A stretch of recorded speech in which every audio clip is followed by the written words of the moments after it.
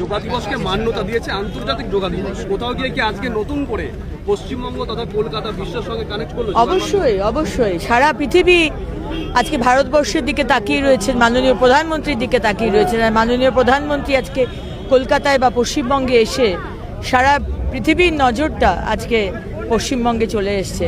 এবং যোগার সাথে মাননীয় প্রধানমন্ত্রী যেটা বললেন, স্বচ্ছতা সে স্বাগত আপ লোক জেসা কিয়ে হ্যাঁ, তোমরা যেভাবে পরিচ্ছন্নতাকে নিজের জীবনে এক হিসেবে চ্যালেঞ্জ হিসেবে নিয়েছো, সত্যি এটার জন্য ধন্যবাদ। তো এটা আমার অন্তত বেশি ভালো লাগলো, যেহেতু স্বচ্ছতা নিয়ে আমরা একটা বিরাট ক্যাম্পেইন চালাচ্ছিলাম লাস্ট 6 দিন ধরে, এবং আগামী দিনেও চলবে। সো মাননীয় প্রধানমন্ত্রীর এই ওয়ার্ডস অফ ইন্সপিরেশন আমাদের খুব ভালো লাগে।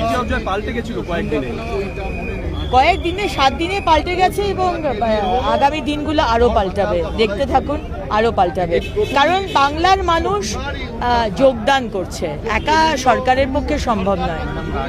ছোট বড় বা বৃদ্ধ মধ্যবয়সী সবাই আজকে শহর এবং বাংলাকে মানে সব দিক থেকে তো সুরক্ষিত হবেই, ল অ্যান্ড অর্ডার, কিন্তু তার সাথে সাথে সুস্থ যোগা দিয়ে, স্বচ্ছ পরিষ্কার রেখে আর সবুজ আমরা সবাই করব, এটা আমরা ঠান নিয়েছি। সুস্থতার সঙ্গে কি এটা ভারতীয় সংস্কৃতির একটা মেলবন্ধন হলো যোগা? অবশ্যই, যোগা তো ভারতীয় সংস্কৃতির একটা অঙ্গ। সারা ভারতবর্ষের লোক যোগাকে নিজের জীবনে যুক্ত করেছে, কিন্তু আজকে সরকারের দিক থেকে কোনো মোটিভেশন বা কোনো মোটিভেশনও বলবো না, করতেই দেওয়া হয়নি।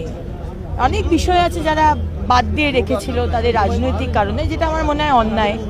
এই জিনিসগুলোকে তো বাদ দিয়ে রাখা যায় না। আয়ুষ্মান ভারত যেরকম মানুষকে দিতে হতো, সেরকম যোগা বা যে জিনিসগুলো মানুষের জীবনে হলে মানুষের ভালো হয়, এখানে রাজনীতির কোনো সম্পর্ক নেই, সেটা করতে দেওয়া উচিত ছিল। হয়নি, never mind, better late than never. আজ থেকে শুরু হলো এবং এত সুন্দরভাবে শুরু হলো, এত সুন্দর পরিবেশ যারা ছিল তারা অনুভব করেছে আর কি, খুবই সুন্দর। এবং মাননীয় প্রধানমন্ত্রী নিজে প্রথম তো কিছুক্ষণ করলেন, তারপরে নিজে তদারকি করছিলেন, কে কিরম করছে, এটা এরম করে করো, ওটা এরম করে করো।